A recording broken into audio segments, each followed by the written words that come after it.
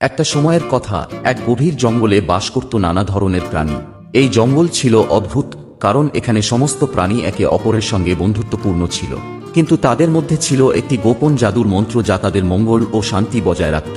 একদিন জঙ্গলের মধ্যে হঠাৎ একটা শক্তিশালী কালো মেঘ ঢুকে পড়ল এবং এর সঙ্গে ছিল এক ভয়ানক ঝড়। এই ঝড়ের কারণে জঙ্গলটি ক্রমশ শুকিয়ে যেতে শুরু করল, গাছপালা মরতে শুরু করল এবং সমস্ত প্রাণী উদ্বিগ্ন হয়ে পড়ল। তখন সবচেয়ে প্রাচীন প্রাণী সাপটির নাম ছিল বানু।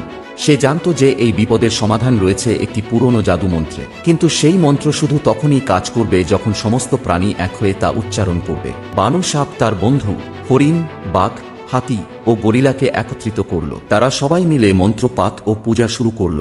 মন্ত্রটি হল, ধরণী মা আসো তুমি, শান্তি আনো, দুঃখ দূরীভূত করো, জীবনের সুরে ঢেউ তুলো, সব প্রাণীকে সুখে রাখো। এই মন্ত্র উচ্চারণ করার সাথে সাথে আকাশে আর কালো ভয়ঙ্কর ভাব ছিল না, বরং মেঘগুলি সরে গিয়ে শান্ত বাতাস বইতে শুরু করল।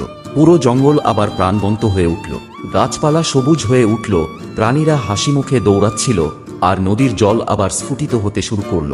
এই ঘটনাটি জঙ্গলের মধ্যে একটি গুরুত্বপূর্ণ শিক্ষা ছড়িয়ে দিল।